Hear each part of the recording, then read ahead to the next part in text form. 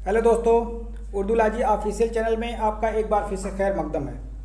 कल 20/8/2023 को जो सीटेट का एग्ज़ाम हुआ था, उसके जो सेकेंड मीटिंग में जूनियर लेवल यानी 6 से 8 तक लैंग्वेज सेकंड उर्दू का पेपर हम लेकर हाजिर हुए हैं। तो सबसे पहले ये पैराग्राफ वाला सवाल है। पैराग्राफ है और ये पैराग्राफ 143 से 150 तक, यानी इसमें 143 तक से 150 तक के जवाब इसमें मिलेंगे आपको। तो इबारत है कि पानी के बाज़ कछुए नहायत बदरंग बादामी होते हैं और चट्टान जैसे लगते हैं। आबी कछुओं की नज़र बहुत तेज़ होती है। बाज़ कछुओं की बीनाई ऐसी तेज़ होती है कि रंगों की तमीज़ कर लेते हैं।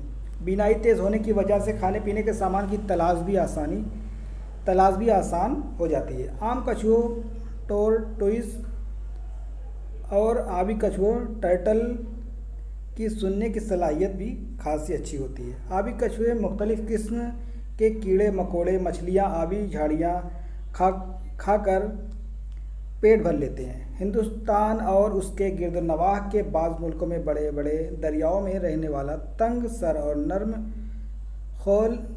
खौल वाला आबी कछुआ टर्टल सिर्फ ज़िंदा मछली खाता है।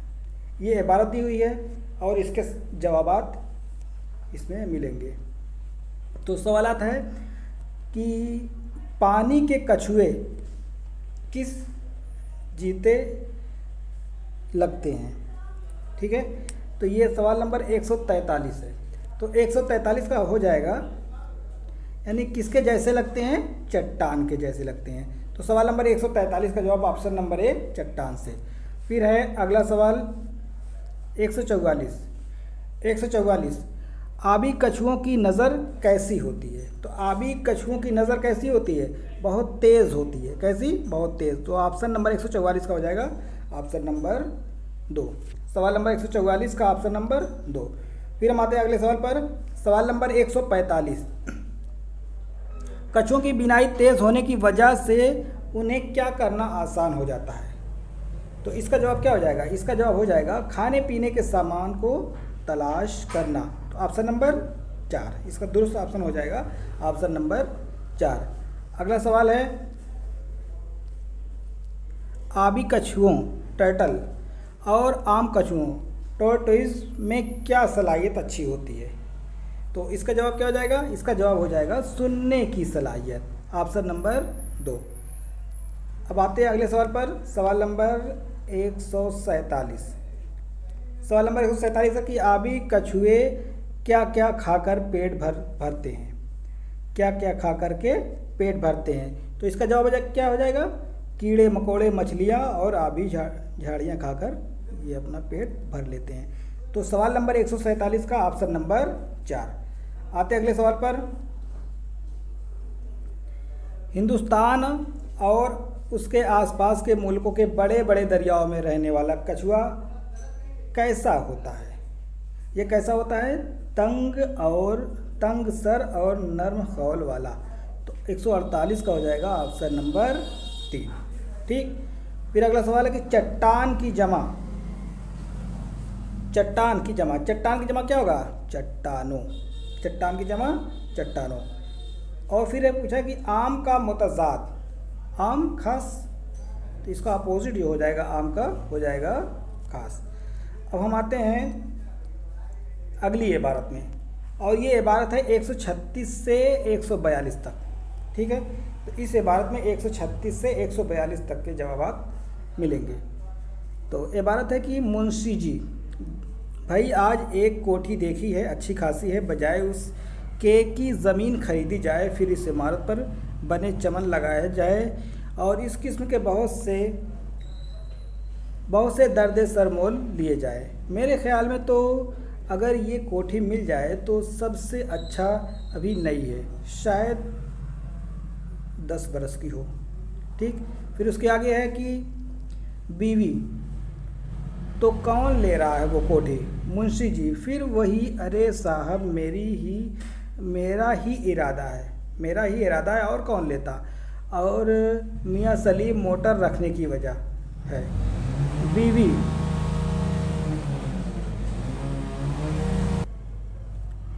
बात काट कर, मुझे शेख चिल्लियों की सी बातें अच्छी नहीं लगती। सलीम, आखिर मालूम तो हो कि किस्सा क्या है, यानी क्या आप वाकई खरीद रहे हैं कोठी? बीवी, सलीम, ज़रा इनसे पहले ये पूछो कि रुपया कहाँ है।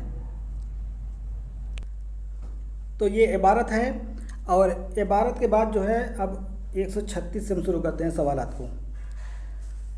सवाल नंबर 136 है कि मुंशी जी ने बीवी से क्या देखने की बात कही थी। मुंशी जी ने बीवी से क्या देखने की बात कही थी? तो सवाल नंबर 136 का हो जाएगा कोठी देखने की बात। क्या देखने की? कोठी। अगला सवाल है सवाल नंबर 137।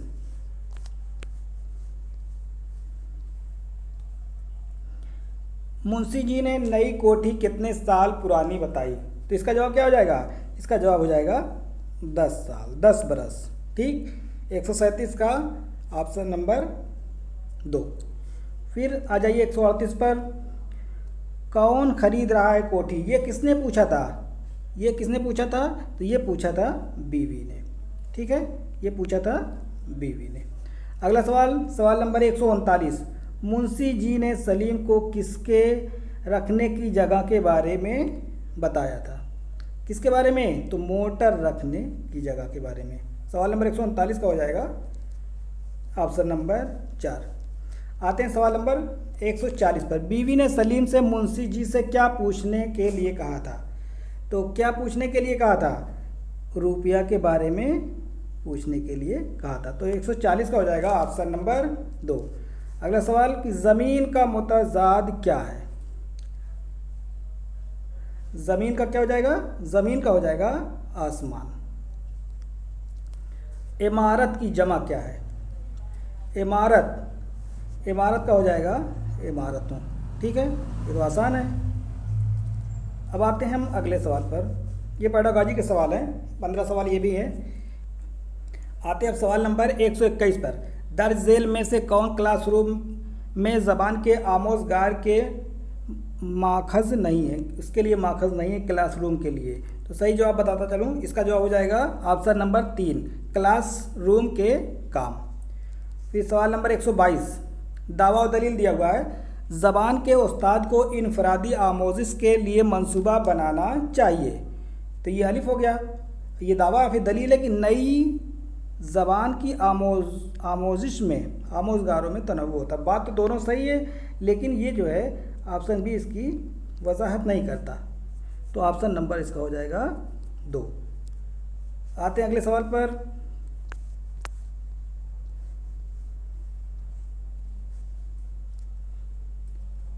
अगला सवाल है कि किस तरीक़ेकार में आमोज़गारों की पहली ज़बान तदरीस में मरकज़ी रोल अदा करती है? तो सवाल नंबर 123 है ये, और इसका हो जाएगा ऑप्शन नंबर 2, कवायद के इतलाक़ का तरीका। ठीक है, अब आते हैं अगले सवाल पर। आमिर की पहली ज़बान भोजपुरी थी। तमिलनाडु आने के बाद वो भोजपुरी नहीं अंग्रेज़ी में लोगों से बात करता है। इस तरह दूसरी ज़बान मुकामी ज़बान की जगह ले लेती है। दूसरी ज़बान मुकामी ज़बान की बात हो रही है, तो इसका जवाब हो जाएगा तफरीकी ज़ू लिसानियात। ठीक है, यानी ज़ू लिसानियात में दो लिसानियात में फ़र्क हो गया। तो इसका ऑप्शन हो जाएगा 124 का 2। आते 125 नंबर पर।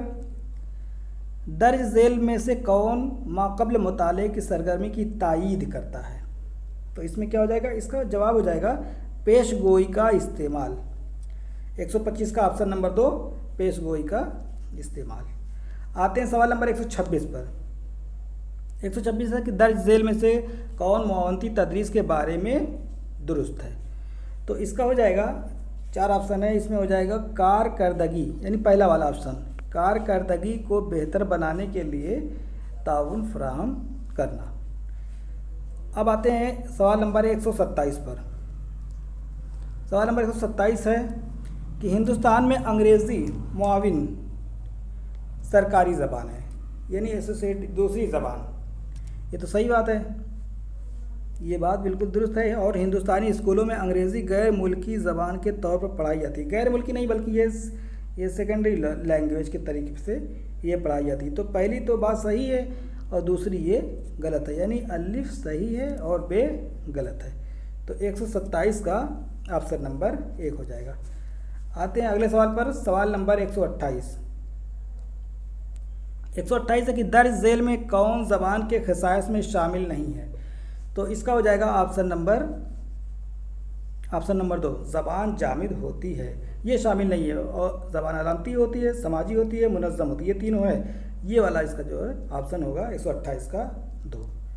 आते हैं सवाल नंबर 129 पर। 129 है जिसमें दावा और दलील दिया गया है। इसमें दावा दिया गया है और दलील दिया गया है। इसको ध्यान से देखिए।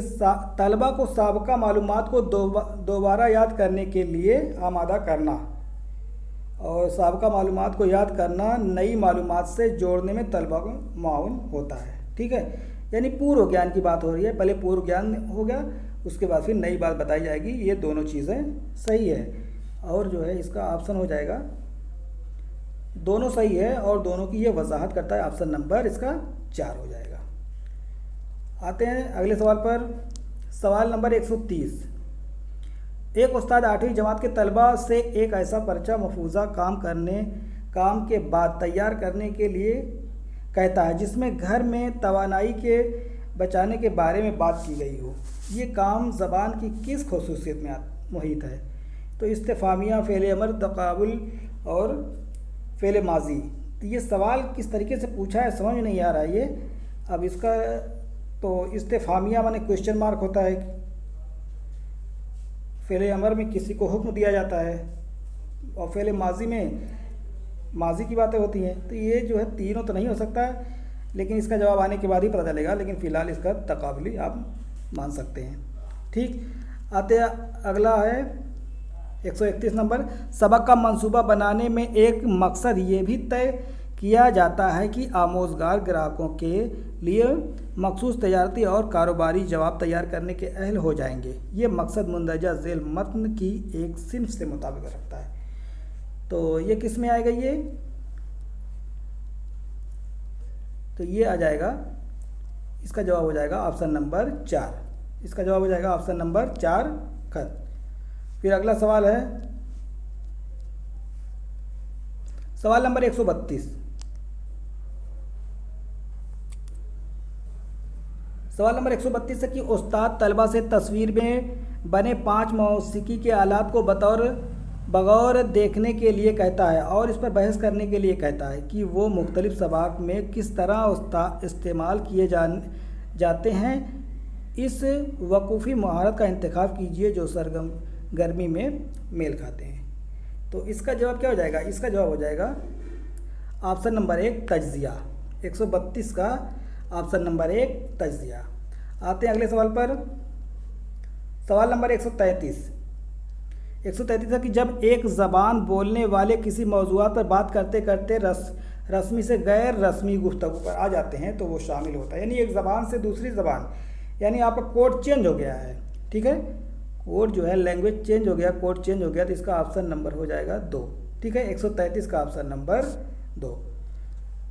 आते हैं सवाल नंबर 134 पर। 134 है कि अपने कम्युनिटी में दूसरे लोगों के साथ बच्चों का गैर रस्मी तामुल, दोस्ती और मरासिम किस किस्म की ज़बान के इस्तेमाल पर मबनी होता है। तो 134, तो इसका हो जाएगा ऑप्शन नंबर 3 लिसानी मुआशरत कारी। आते हैं आज के आखिरी सवाल पर, लफ्ज़ियात के इस्तेमाल के बारे में कवायद आमोज़गारों को रास्ता दिखाते हैं ताकि वो क्या हो जाए, लफ्ज़ों को उनके मानी और तरसीली इजहार से जोड़ सके। तो इसका जवाब हो जाएगा ऑप्शन नंबर 1। ठीक है, और ये आपको एक बता दें कि ये अनऑफिशियल आंसर की है, और सही आंसर की आने के बाद हम लोग उससे मिलाएंगे कि कितने सही हुए कितने गलत। लेकिन फ़िलहाल जो ज़्यादा जिसको सही होने की उम्मीद है वही सारी चीज़ें बताई गई हैं। तो जो लोग चैनल को अभी तक सब्सक्राइब नहीं किए वो लोग चैनल को सब्सक्राइब कर लेंगे, लाइक और शेयर भी कर देंगे। अस्सलाम वालेकुम।